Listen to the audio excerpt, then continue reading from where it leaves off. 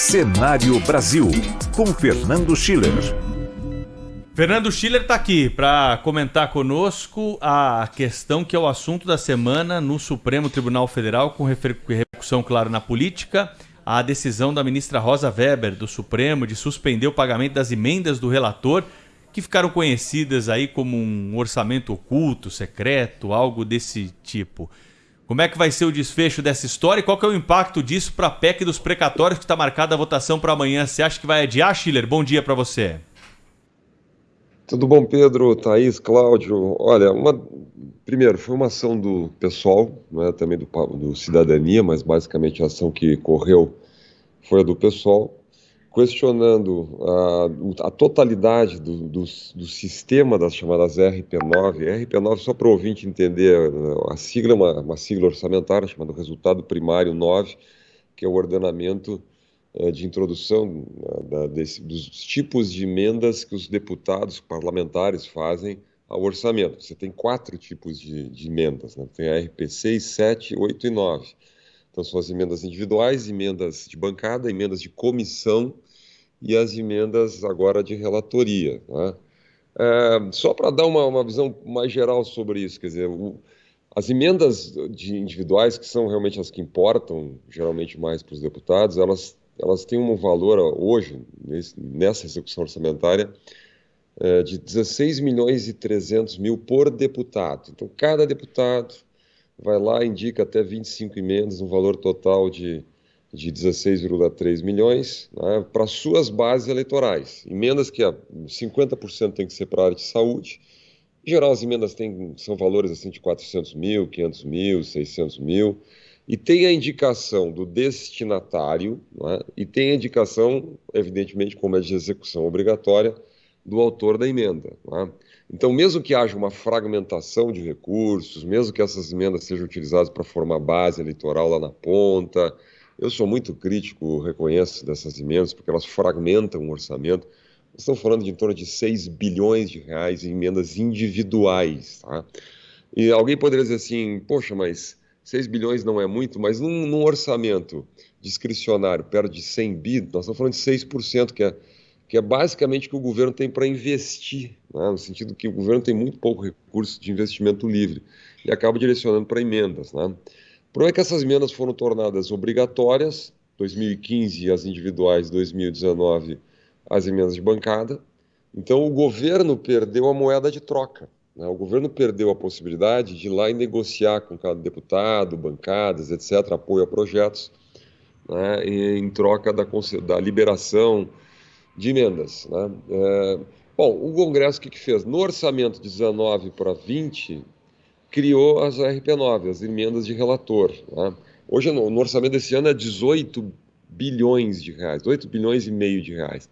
Então, vamos lá, é 3 vezes o valor das emendas individuais. É muito significativo, né?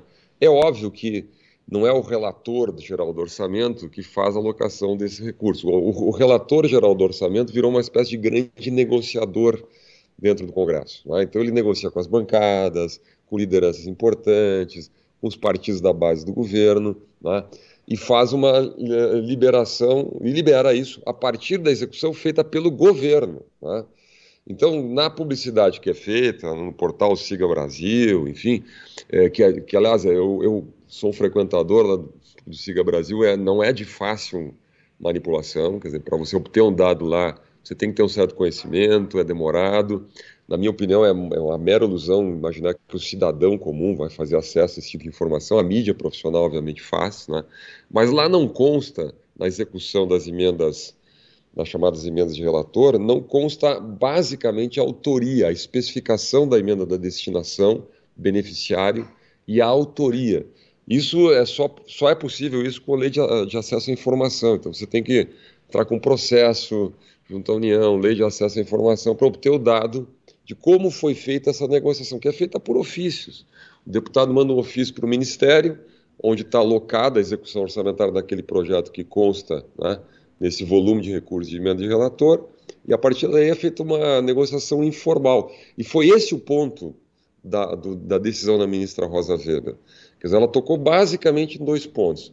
O problema dessa reintrodução do princípio da informalidade, Então, dessa negociação informal, dessa discricionariedade política, e na visão dela, isso afeta o princípio da impessoalidade, da transparência e da publicidade, que são princípios fundamentais da Constituição, aliás, estão lá no artigo 37 da Constituição, né? Então ela fez uma interpretação assim exegética da Constituição, né? Sistêmica da Constituição, ou seja, os valores republicanos, boa parte é uma decisão longa de mais de 40 páginas, mas ela é doutrinária, ela diz, olha, dados os princípios da República, da transparência, da publicidade, etc., admitir a ideia de que 18 bilhões do orçamento vão ser decididos com base numa troca de ofícios que não é transparente, que não é pública, a não ser com lei de acesso à informação, não é?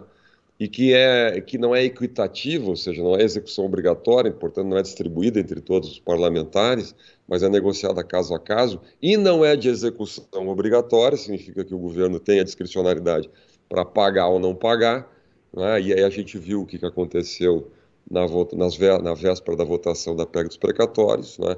Que cá entre nós, né? Não vamos fazer um discurso moralista e ingênuo. Isso aconteceu historicamente no Brasil. Nos últimos, 30 anos no Brasil, vem acontecendo isso. Nos últimos anos, a partir de 2015, naquele período de fragilização da ex-presidente Dilma, foi aprovada a execução obrigatória, né? Então, quer dizer, o Congresso, na verdade, reagiu a essa execução obrigatória. Também no momento de fragilidade do governo Bolsonaro, né, aprovou essas emendas de relatoria. O que vai acontecer agora, para resumir? A liminar será ou não dada procedência, né, será ou não aprovada na prática, no plenário virtual, que passa a contar à meia-noite de hoje, então ao longo do dia de amanhã. E aí pode acontecer isso que o Pedro comentou antes. Estava aqui na escuta, Pedro. Pode dar empate, porque tudo leva a crer que há uma divisão dentro da corte, né? E se der empate, 5-5, a gente vai ter aquele problema que só no Brasil, né? Só no Brasil está todo mundo esperando o senador Davi Alcolumbre se dignar a marcar uma reunião da Comissão de Constituição e Justiça do Senado para votar, né, fazer a sabatina com o André Mendonça, né? Então agora, é uma situação curiosa. É óbvio que afeta aí a votação da PEC dos precatórios. Chile, agora sim, descalabro é o Supremo Tribunal Federal continuar se intrometendo, né, se imiscuindo em assuntos da economia interna do Poder Legislativo. Isso é uma questão do Legislativo. Por que o Supremo tem que se meter nisso? Tem uma aliança aí histórica, política, né, histórica que eu digo, estabelecida sobretudo nos últimos 2-3 anos, entre partidos que não têm voto, né? Rede tem um voto na Câmara e aí impõe a sua vontade através de liminares e decisões do Supremo Tribunal Federal. O que a ministra Rosa Weber faz, ou os demais ministros têm feito em relação ao Poder Legislativo e também ao Poder Executivo, decorre de ações de partidos que ou perderam a votação porque não têm votos suficientes ou porque não têm representatividade alguma.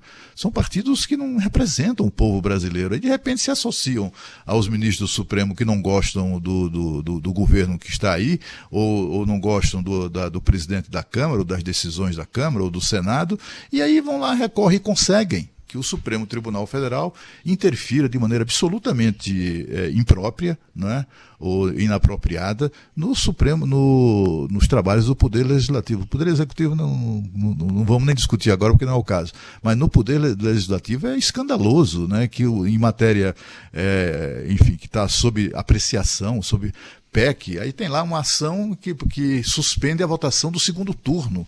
O Supremo Tribunal Federal concordar em deliberar sobre isso é escandaloso, você não acha, não? Olha, Cláudio, isso não é de hoje, né? Eu concordo, você tem uma judicialização da política, porque ali na decisão da ministra Rosa Weber, inclusive, ela enfrenta esse tema, né? Ela diz, olha, muita gente vai dizer que, não é com essas palavras aqui, estou simplificando, mas ela diz isso, quer dizer, muita gente vai dizer que isso é um assunto do Congresso, que é interna corporis, etc., e ela cita, né, uma série de decisões do Supremo onde houve esse tipo de interferência. Então, a jurisprudência do Supremo vai se retroalimentando nessa direção, né, da judicialização. Quer dizer, ela alega que cabe ao Supremo o controle de constitucionalidade, seja da manutenção, da preservação, enfim, de princípios constitucionais por parte do Congresso Nacional, por parte dos outros poderes de Estado, né? Vamos lá. Isso é muito É uma questionável. tutela, né? Porque, cara, exatamente, uma tutela, porque o problema é que é seletivo, né, Cláudio? Esse é o ponto. Quer dizer, eu já falei várias vezes aqui, eu gosto de falar nesse tema, quando o Congresso não vota a avaliação de desempenho dos servidores, porque não interessa às corporações, isso está parado lá e tem um mandamento constitucional, está escrito na Constituição, poderia claramente ser colocado como omissão legislativa, o Supremo não faz nada, faz 20 anos que não faz nada, né? Então, o Supremo escolhe as suas pautas, né? Tudo que é votado no Congresso hoje, em regra, é judicializado. Os partidos minoritários já sabem o caminho, já devem estar até com as peças jurídicas pré-prontas ali, vão para o Supremo, e aí você tem duas instâncias de deliberação. No fundo, é essa a questão que vai estar no plenário virtual, né? Digamos, que haja um problema com as RP9, as emendas de relator, que haja falta de transparência, que os sistemas de eletrônicos não informem como é que é feita essa negociação, quem é que indicou, que há um problema de discricionariedade, que há um problema dessa execução não obrigatória, tudo isso é problema. Tudo isso aí me parece reconhecido, né? Agora, que isso caiba ao Supremo decidir, e não ao Congresso legislar, aí vai desse conceito. Cabe o Supremo fazer essa tutela sobre o Legislativo, né? Ou cabe ao Congresso Nacional tomar essa decisão? Meu último ponto, para provocar um pouquinho isso, na minha visão, a emenda individual com execução obrigatória também fere o princípio da impessoalidade. Porque cá entre nós, se você dá 16 milhões e 300 para cada deputado indicar 25 emendas para suas bases eleitorais, onde é que está a impessoalidade disso? A decisão que ele toma é para favorecer o prefeito que vai apoiar ele na eleição do ano que vem, ponto. Né? Ou beneficiar entidades que vão apoiar, que têm simpatia, regiões, vereadores, bases eleitorais. Onde é que está a impessoalidade disso? Daí o Supremo não diz nada. E a gente acha que está tudo bacana, essa fragmentação do orçamento. Então é tudo muito seletivo, e isso causa um certo incômodo aí nessas decisões do Supremo. Schiller, você volta aqui ao longo da semana para contar os desdobramentos de todas essas histórias aí. Combinado? Um abraço, boa semana e bom trabalho, hein? Combinado. Grande abraço. Boa semana.